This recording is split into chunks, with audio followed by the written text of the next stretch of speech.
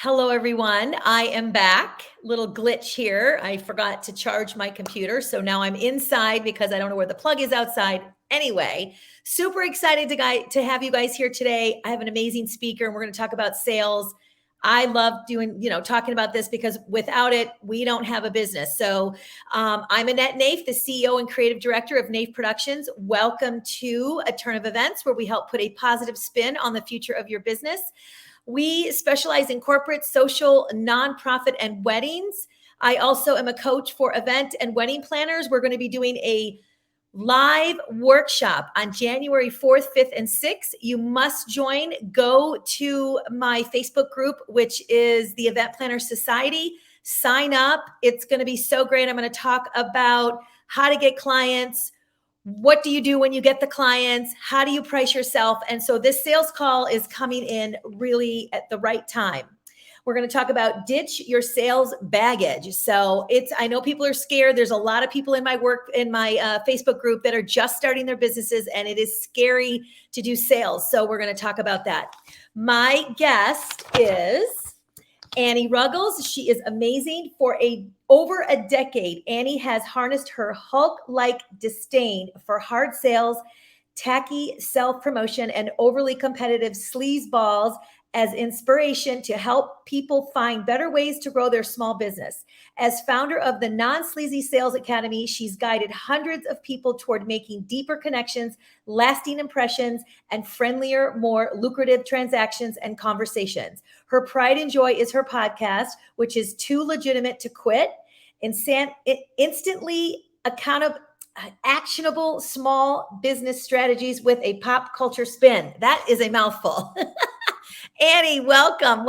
I'm so excited to have you. Bit of a mouthful, yes. I agree with you. I know it is a mouthful, but it's good. So again, I'm going to repeat that. Too legit to quit. Instantly actionable small business strategies with a pop culture spin. Correct. So why don't you just say what that's about? So this little podcast right here, I am of the opinion that inspiration is everywhere. And I can't turn that part of my brain off. I've been so steeped in marketing and branding and selling for so long that when I listen to something or when I watch something, I'll just go, oh, so I see what they did there. And it's like, it's a cartoon, Annie, calm down. But I thought, so much of what we're fed as small business owners is so dry. And that doesn't mean it doesn't have value, but rather than add to more dry, I thought, let's perk stuff up a bit and see what we can glean from the movies, TV shows, artists, and more that we already love. Yes. And I love perking things up. I'm one of those girls. As anyone knows, that's what I'm about. So why don't you talk a little bit about like your background, how you got into all of this and what inspires you for the sales piece of this? So I never, ever, ever, ever anticipated teaching sales. Yeah. Ever. Never. Like if time machines happen and I went back in time and told little me that I teach sales, I would just like lock myself in a closet and not come out, right? Because I had no idea. But that is because every single piece of what I thought selling was incorrect. It was all based on how I had been sold to negatively and the just very public stigma always reinforced of what selling is. But I loved the shiny cousin of selling. I loved marketing. I loved positioning. I loved helping people put all of their glorious goodness and do-gooderness out on display. That felt wonderful. And so that was what I focused on for almost a decade, was really marketing, branding, and positioning for super small, dream-based, mission-driven businesses. And then, though, I started to look around and I was like, these people are brilliant, driven, generous, incredible, dripping with ethics and integrity. Why are they so poor? Why is everyone struggling? I don't get it. And I looked and I was like, wait a minute, I don't think any of them are actually asking people to pay them. Yeah. And then I took a harder look and a more embarrassing looking at, and I found out the reason that they were doing that was because they were modeling this girl, me. And I thought, oh. So even then, I did not intend to teach sales, but I thought I have to fall in love with sales for me. Right. And then maybe I can teach my clients how to go that extra mile. Right.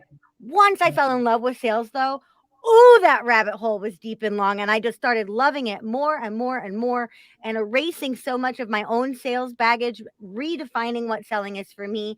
And then I thought, you know what? There's a lot of people in the marketing lane, there's a lot of people in the branding lane. My clients are in good hands over there. But at that point, I didn't know about the other competitors in my space, in this space, who are all incredible people. But I thought, oh my gosh, I really got to double down on this because it's killing small businesses. Yeah. Sales avoidance are killing dreams, and that has to stop. So that's how I got here.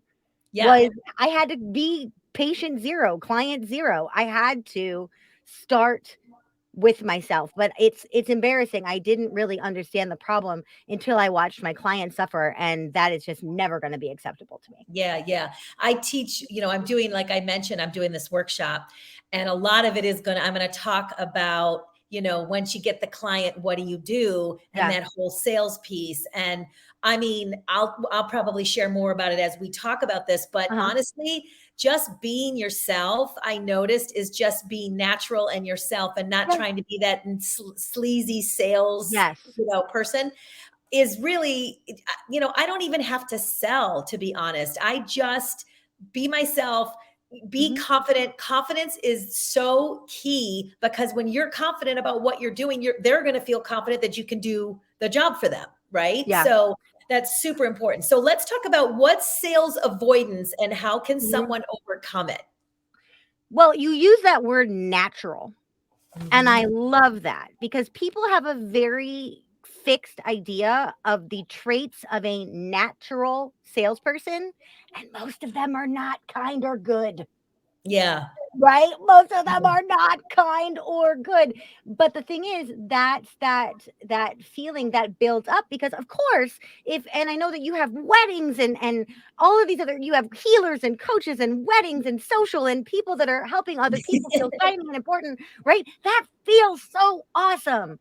That then you go, wait a minute, hold on. Arm twisting, manipulating, lying, over promising, under delivering, blowing deadlines, having weird tacky gimmicks, all of that feels like a humongous energetic disconnect from what I have tried to create here, from the legacy I am building, from the nature of care that I am providing. And what happens is we carry that fear, we carry that cognitive disconnect onto Mhm. calls with us or onto selling situations with us, and sales avoidance shows up to literally push the client away from you so that you do not have to feel like you're invading their bubble. And the Right. way that that shows up, I've listened to so many sales calls, Annette, my own, other people's, good ones, bad ones. But one of the ways you know sales avoidance comes is in the form of what I call sales vomit, which is basically just word vomit, where when it comes time to say the price, where it comes time to talk about the benefits or the terms or do a product tour, or when it comes time to say, okay, are you ready to sign up today to close the freaking sale? We put in all of this extra verbiage to delay having to do it, right? And a lot Right. of the time, what we do is, especially with money, we wind up negotiating down before we've given them a chance to even think, right? So let me show Right. you what this looks like.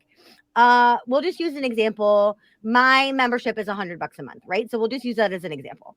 So if I'm on the call with somebody and I'm in active sales avoidance, and I really, really like this person and I really, really want to help them, it's so easy now that I know what I know to go, and the cost for that is $100 a month. And this is why I think it'd be a good investment for you. Okay. That's the easy one. But instead, what we do, we overcomplicate it with our own BS and we go, and then it's $100 a month, and I know that that could be a lot, right? Some memberships are cheaper, some memberships are more, but like it's $100 a month, and I could tell you how I got to that math, like I could tell you how I got there, but like and like maybe if you stop going to Starbucks, like maybe you could do this, but also like your business is doing really well, and like maybe you could do it, and also like it's guaranteed. So if you don't like it, you know what? I'll give you 2 months on free trial, and then we can talk about this later. That's sales avoidance. Yeah. And Yeah. I hear that so often. And really, what it is, it's a sand trap at the end of a marathon that we voluntarily hurl ourselves into to keep from crossing that finish line. But the finish line and the ask that helps you cross that finish line can be a beautiful, empowering experience for both of you. Yeah. What sales avoidance is honoring the assumption that asking will be seen as a violation and honoring that by backing away from actually providing service. Right. That's what sales avoidance is. Right. So when you, and that's the scariest part that a lot of people say, and this is what I teach is, when you're presenting your proposal and you come down to how much it's going to be. And for Yeah. us, it can be a lot of money because events are expensive and there's a lot of time that goes into it. So our numbers are not $100. Our numbers might be $100,000 or $30,000, right? So for somebody just starting out, they're not, obviously, I try to teach them to price right and, their value, know their value and all that stuff. So you just have to say the number again in confidence and then just sort of don't go through that whole spiel of if they feel you're nervous about it, they're going to be nervous about it. Right. So just like you said, it's don't go on to that whole big thing and you have to sort of just stop. And usually what I'll do is I'll say, because I've gone through a whole big proposal and I've, talked to them about the benefits. I resell it basically, just kind of talking about what our value and what we're bringing. And, they can see it by that point because I've already had a call, but I always get back on the call and I don't just throw them a proposal. I get and talk about it with them. Right. And so, which is so important. You can't just throw a proposal because now the second time around, you have the chance to sort of resell again and give your value, get them to remember why they spoke to you in the first place. So, and what problem you're going to solve with them. Exactly. My definition of selling is problem solving for money. Exactly. So hit all the problems that you're going to solve for them. Exactly. Exactly. And I don't care if you're a wedding planner, a cupcake baker, a fitness practitioner, a manicurist, an essayist, I don't care. Bring me any job. You are a professional problem solver. And we solve problems and pay for those problems to be solved for us and with us all the time. That's what life is. Try to convince me to take Tylenol without mentioning the words headache or pain. You cannot do it. Right. Why would I take this weird little ball of all of these chemicals that I can't even pronounce? Why would I take this with all the warnings on the bottle if you don't say, hey, by the way, if you take this, it'll make your headache go away? Right. So if we're firm in the problems we're solving, they can draw the line to the solutions that they need. Then all we have to do in that selling moment is say, can I solve a problem with and for this person? And do they really need that problem solved? That's it. That's the whole bit. That's the whole caboodle. Right. Exactly. And so, also because it can cost a lot of money to hire an event team. We try to give them options, right? So if it sounds like, in the initial call with a client, I can kind of tell, I've done it so many times now, hundreds of times over the 30 years I've been doing this, is that I can tell if it's a good client or not. And that's something you have to learn how to have those conversations. Oh yeah, that's trial by fire. You learn what those red flags are on the field of battle. Yeah, exactly. So, for me, I can kind of, sometimes I don't hit it, it just depends, but they might say, and most of the times people do have no idea what their budget is because, of course, but then when you tell them it's $100,000, like, oh no, that's not my budget. So they all of a sudden know what their budget is. But I wanted to talk something I wanted to mention something you mentioned about being truthful and stuff like that. When I learned early on, when I first started, I was afraid to tell them no, it's going to take longer than 3 hours to set up your gigantic event. Come on. And a lot of planners do that. They will try to overpromise, and you can't do that because it's going to mess up your reputation. If you get to an event and you can't set it up in 3 hours, it's a big mess. So I remember when the first times I said to this person, to this client, it's going to take you longer than 3 hours. You're going to need 5 hours. You're going to have to get more. Let me look at your contract. I did a little bit of work on the front end to try to get the event. It was a very big event. And so I knew I wanted it. So I thought, let me just look at your contract, see if we can get more time in that space, blah, blah, blah. I gave them some advice. And they had 5 other people that they interviewed, and all of them were yesing them. And that's not good, right? So no, that's not good. Right. So I ended up getting the job. And I remember from that day, I was never afraid again to be honest about what works. And of course, that takes time with doing events and knowing what works and what doesn't work. But at the end of the day, if you're not sure about something that could be a jeopardy towards what your pricing is, then you need to check on it and be honest and just say, let me check on that. Let me get back to you, and things like that. So I think your own worst boss, people. Most of us left jobs where we had terrible bosses. Right, exactly. And one of those things those terrible bosses did was they always expected us to deliver everything faster than possible and cheaper than possible. And yet they still want to charge the client more. Exactly. If a boss did that to you, if a boss said 3 hours and you knew it should be 5, you'd be like, oh my God, my boss is such a jerk. I can't believe they're expecting me to make mountains out of like all of these molehills. Like, I can't believe it. Don't do that to yourself, y'all. And then you said you look bad. It makes you look bad. Exactly. And you said something so critical. Your reputation is on the line here. Now, ideally, if you're doing weddings, maybe that person's only going to have one wedding, right? But if you're doing, hopefully. But if you're doing corporate events, if they have annual events, not only do we want them to hire you this year, we want them not even to look at your competitors next year because they were so dazzled by you last year. Why would they waste time looking elsewhere? That will not occur if you overpromise year one, or because either you're going to let them down and they're going to be annoyed and they're not going to hire you back, or let's say that they do. Let's say that you move heaven and frickin' earth and you wind up setting a 5-hour setup in 3 hours. Right. That's what you have done. Yes. You have now committed yourself to an annual miracle. Exactly. Which is impossible. And that's with sales too. That's with your pricing as well. If you do this great big discount, even if you tell them, and this happened to me in the beginning, even if you tell them that this is the first time I'm working with you, I'm giving you a great discount, so it's going to be whatever the wording is. It's much better than that. But if you say that, trust me, they're going to expect it again. So don't, you can give a little discounts here and there, but that's all part of that sales piece that you need to think about. And so one of the things that is important is know, like, and trust. I'm sure many people have heard about that. What's the final and most important piece of know, like, and trust? They got to know you. They got to like you.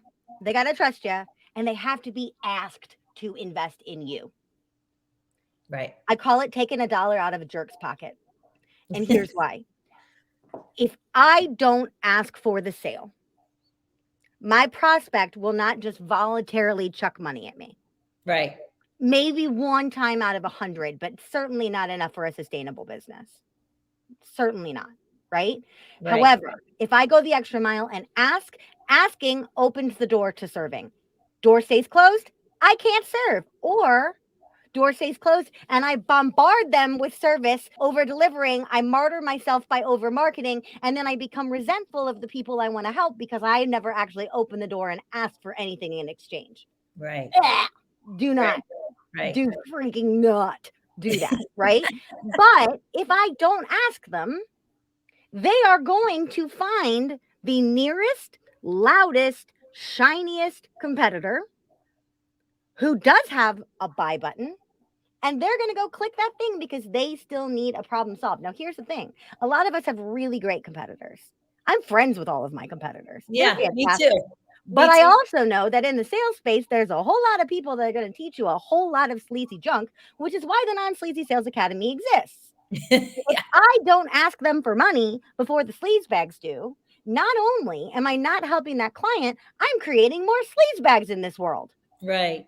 And that is because I'm protecting myself from rejection. Oh, no, it's not about you. And here's the thing. I'm being really kind of for lack of a better term, bitchy about this, please don't feel judged by this, listeners. It's really because I did it myself.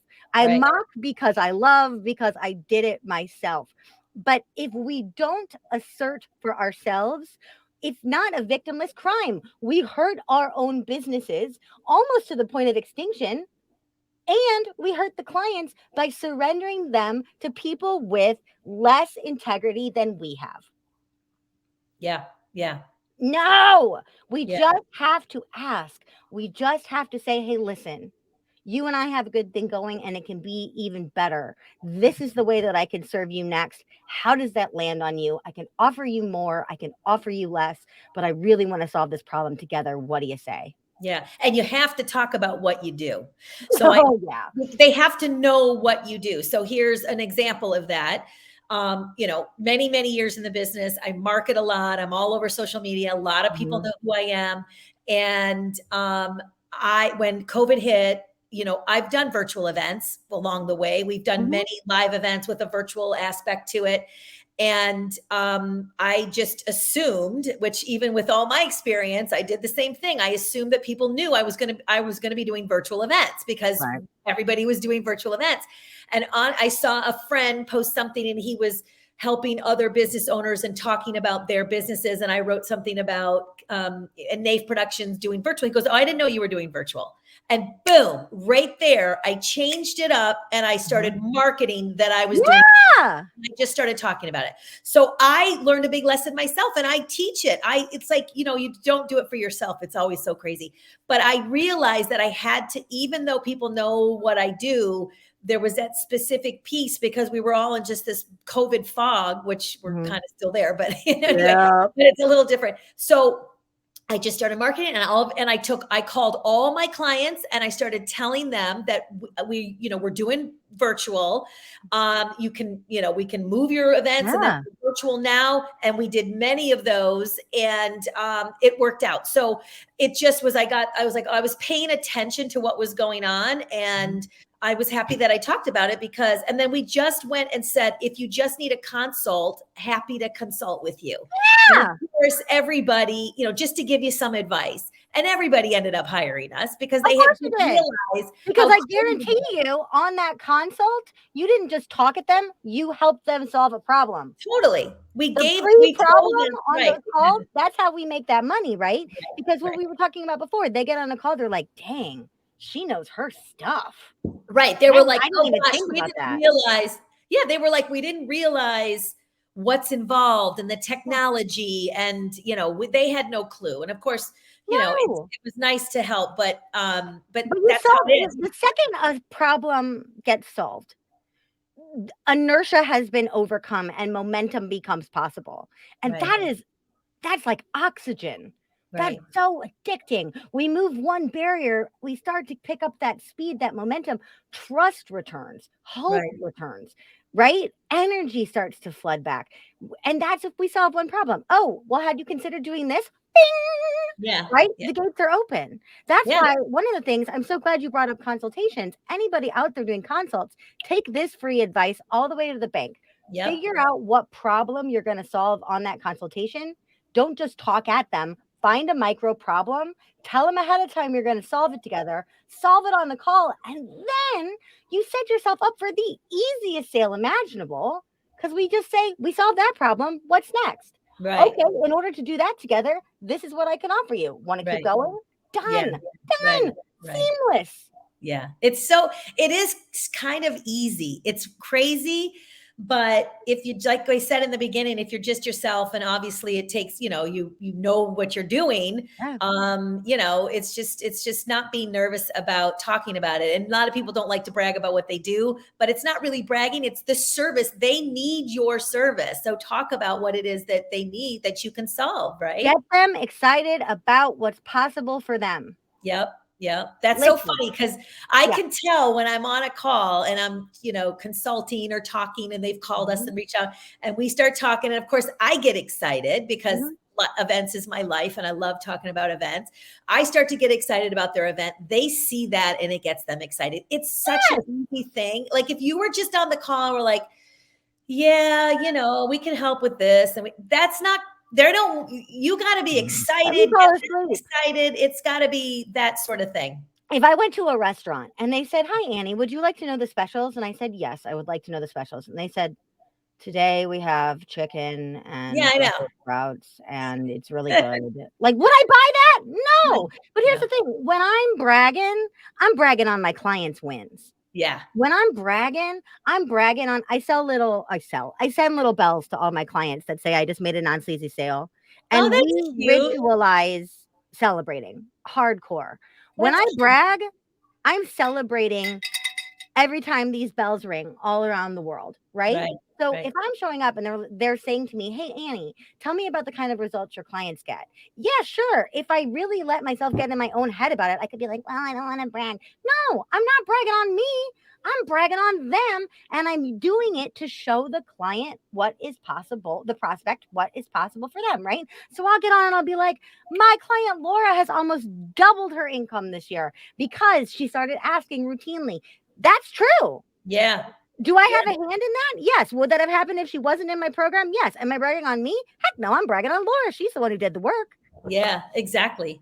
Exactly. I gave her the methodology, but she actually did it. A lot of I people know. could come into my program and not do a darn thing.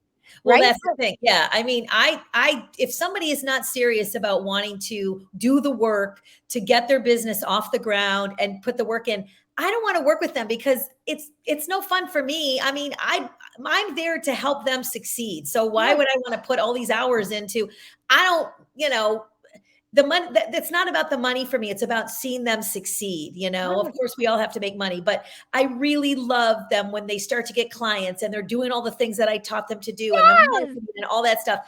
It's so exciting to me. I love it. It's such a great thing. And if I could do it for free. So, all right, let's move on. I could talk for hours. I can tell. All right. So what do small businesses tend to do when they've positioned themselves incorrectly? Overmarket and under ask. Okay, so talk a little bit about what happens when you overmarket. Shout into the void, shout into the void, shout into the void. Content engine, right? We put ourselves in this hamster wheel. Now, remember, I love marketing. I love marketing. I love social. I love branding. I love all of it. I think it's all awesome.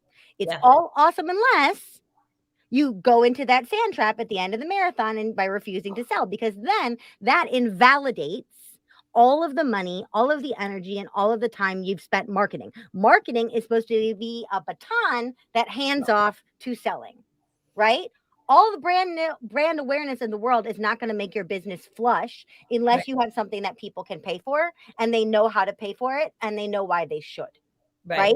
So where we go wrong is we just go, I am going to be a known expert on this thing, and I'm not going to have anything they can buy, and I'm going to put up hurdles before they can pay me.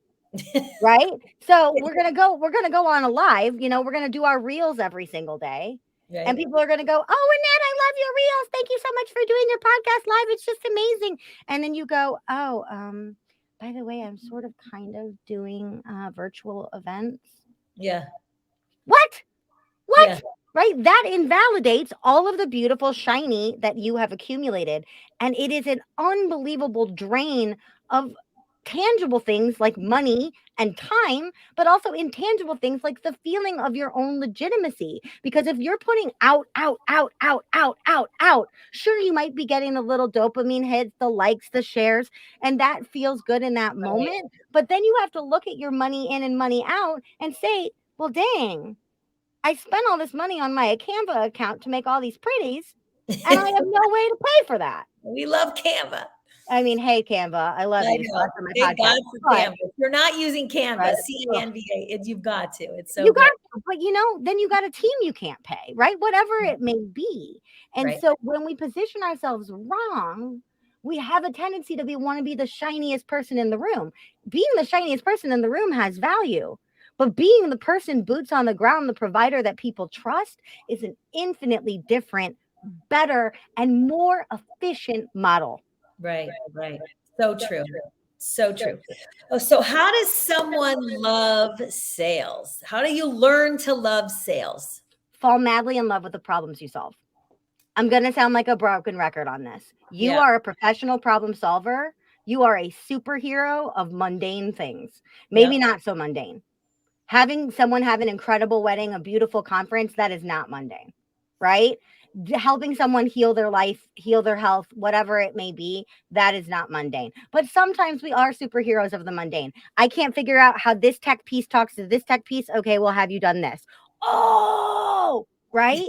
Yeah. But if we go, well, all I did was help website A talk to website B, we're devaluing our own work. We're not seeing the pain that the client was experiencing. So fall madly, passionately in love with the problems that you solve. And the other thing is, remember, if you're trying to fall madly in love with sales, your current definition of sales, I bet you 99.99999% is flawed. I bet you it's based on times that you were forced to sell something that you didn't want to sell by Yeah. someone else's standards. Maybe even as a kid, if you had to go door to door and sell wrapping paper, right?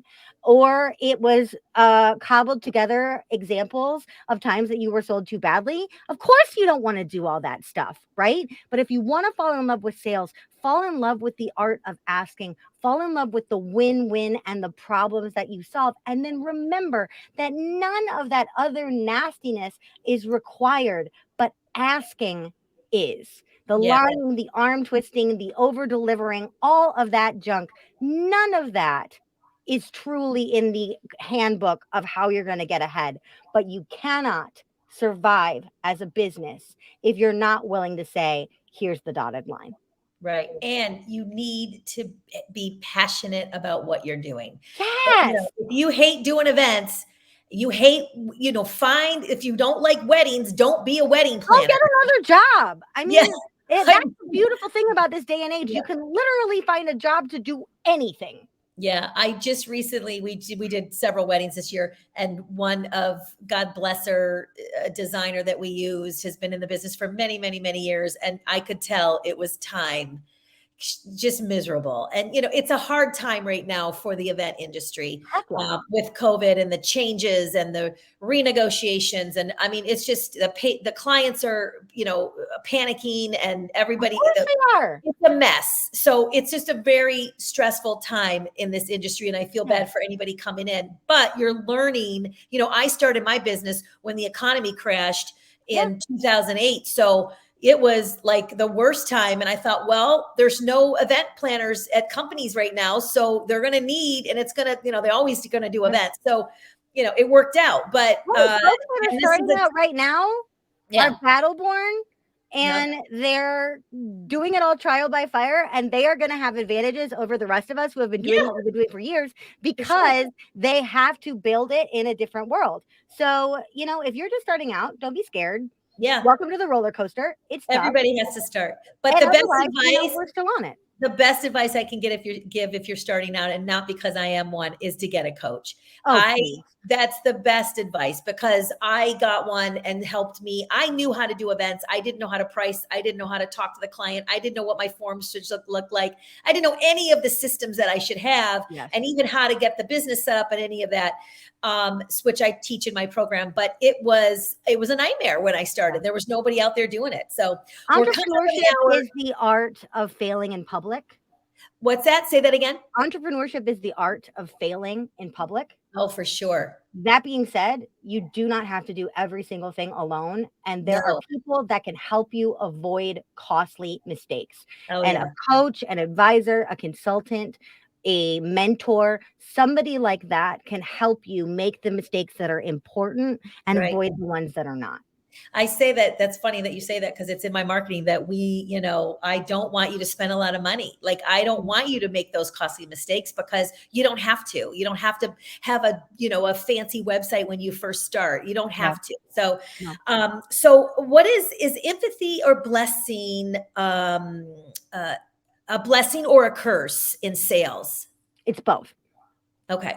In that, if you look at all these like Grant Cardone books and all like the sales books, which are great, Yeah.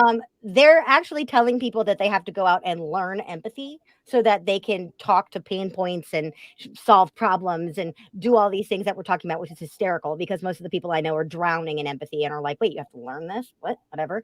But that's important, right? Connecting with the other person on the other end of the transaction and seeing them as a human and not a Right. wallet is Right. very, very, very important. And also being able to honor people's lives, secrets, vulnerabilities with grace, that requires a lot of empathy. In that, it is paramount. It is the best possible thing you can show. However, the curse comes in when you take a natural empath and you let them sponge up all of the emotions on the call because then they can't tell where they stop and the client starts. And Right. then, like we talked about at the very beginning of the call, if they have weird stuff about their price point or the problems that they solve, if they feel weird about asking, then when the client objects or asks a question, they're going to spiral because they're going to go, see, I told you the client was uncomfortable. I told you the client was uncomfortable. No, no, babe. The client's not uncomfortable. You're uncomfortable. You're Right. projecting on the client, right? Right. So it's really great for galvanizing the bond, but it can be messy if you let your sales avoidance creep into the conversation and fuel empathy or fueled by empathy to pull back. Right. Right. Right. Right. So, So how do we good. keep that in check? We keep that in check by remembering that you are there for them and that your goal on the call is to do right by them. Keep it Right. about them. Don't make it about you. And if you start feeling hesitant or negative emotions, I'm not saying charge through, close the deal, make it happen. But I do want you to just ask yourself very quickly, am I making this about me? Or is this another way that I learned this from one of my own coaches is this emotion mine? Right. Because sometimes it is. And if that emotion is mine, that emotion needs to sit out until it's time for me to work on me again. But in that selling situation, I need to let myself slip so that I'm with them. Yeah. And one thing you're reminding me of that I used to get really nervous about was if Mhm. there was a change in a price of something along the way, I would be nervous to tell them. I would be, listen, it's not, again, it's not about me. That price is what the price is. Yeah. You're the one letting them know that this is what it's going to cost. And if Mhm. that doesn't work for your budget, then let's find another way to make it work. Let's find it, Yeah. let's do it a different way. Let's not order those expensive linens. Let's order something else, but you're still going to make it look beautiful. And Mhm. so it's definitely a challenge when it comes to stuff like that.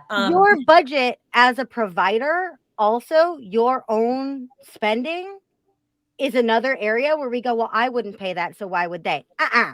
Yeah. Your spending habits and what you allocate towards solving problems is not the same as your clients. And we cannot make that assumption. We Right. Right. cannot assume that their financial life resembles ours. Yeah, exactly. And that's the thing.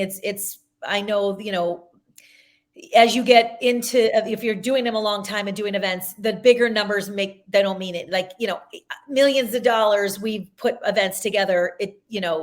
We got used to saying a million, that's going to be a million two, or that's going to be a million five. So Yeah, you get used to that. But it is scary in the beginning. I know, of because I course was there. it is. Yeah. So is sales manipulative? Yes, Manipulative. absolutely. You know what else is manipulative? Every movie, every book, every song, every TV show you have ever loved. What do I mean by that? I mean that you're signing up to feel something and dang it, that thing is going to deliver that emotion and you are going to be changed by the end of it, meaning you've reduced your stress by laughing, you've learned something about yourself, you've gotten some escapism on, right?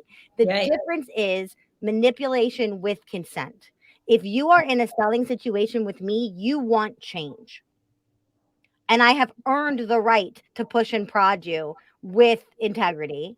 But you're going to feel stuff, Right. good and bad, on Right. that call. You're going to go, you know what? I'm really embarrassed about my sales avoidance. Annie, you're right. But I'm excited about the possibility of what's possible. I can't get you to buy from me if I can't get you to feel. And in order to get you to feel, I kind of got to manipulate you a bit. But what I'm not doing is tear down to build back up selling. Annette, you idiot. I can't believe you're doing this. Oh my God, how horrible for you. That's nasty. Right. That's negative, and that's without consent. But if Right. I can go, look, this might sting a little, and please know I'm not judging you, but could you tell me how many asks you've made this month? And they go, literally none. I know, isn't that stupid? And I go, okay, well, hold on.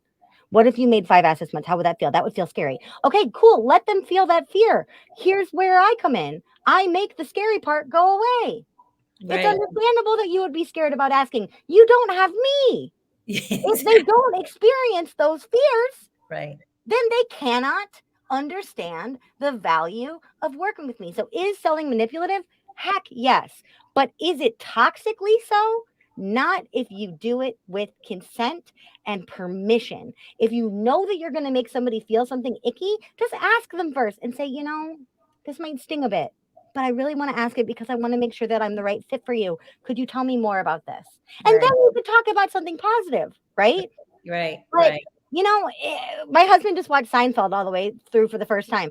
Every single Wow. episode manipulated him because every single episode made him crack up. Yeah, it's so funny. I know. I have it on the background when I'm working sometimes because it's Yeah. so funny. Okay, so we're coming up on the hour. This is so fun, and I just love you to pieces. So, but my last question is, and we've Mhm. talked about this, and I know I look in so many Facebook groups of other planners. There's lots of groups out there, and they're always like, so the client wants to design this 5,000 square foot warehouse and she has $500. Is this okay? I'm like, you got to be kidding me. So I am like begging them to please charge what your value is. And so my last question to you is, what advice do you have for those who struggle to charge their labors of love?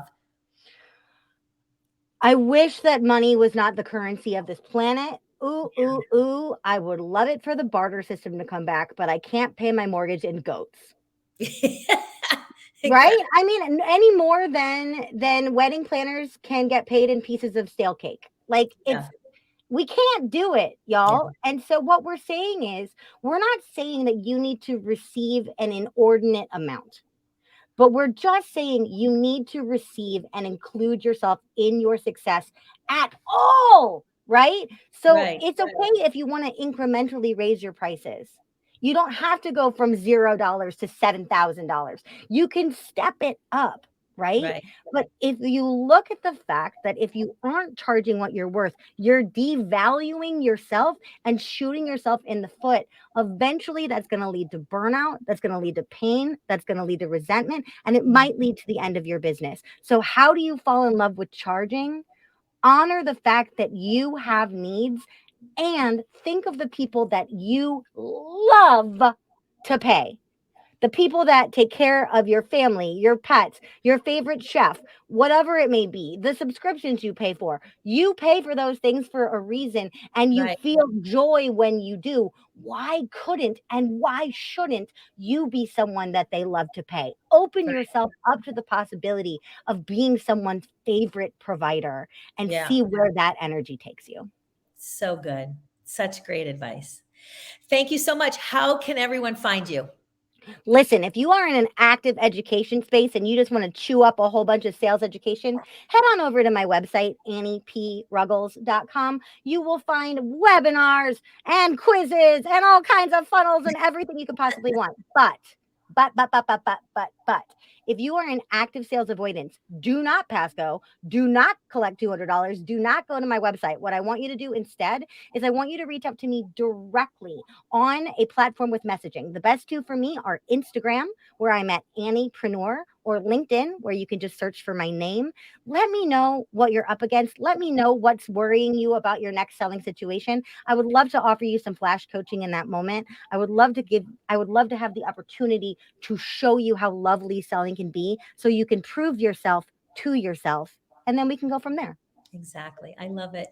Thank you so much, my dear. It's been so fun spending time with you. You're just a ball of fire like myself because I am Yay! Well, like it's because that. we're both band derivatives. It works. Thank you so much. I hope you guys got some great information here. Join us next week. I think I'm going to have one next week. I had to check with my team, but if I don't see you guys, have a wonderful holiday. See you in the new year. And if you want to get on my workshop that's coming January 4th to the 6th, please come to Event Planner Society, the Facebook group Event Planner Society, and we're going to get you signed up. We're just starting to get it all ramped up now. It's going to be a lot of great information, and hope to see you there. Bye, everyone. Have a fantastic day. Take care.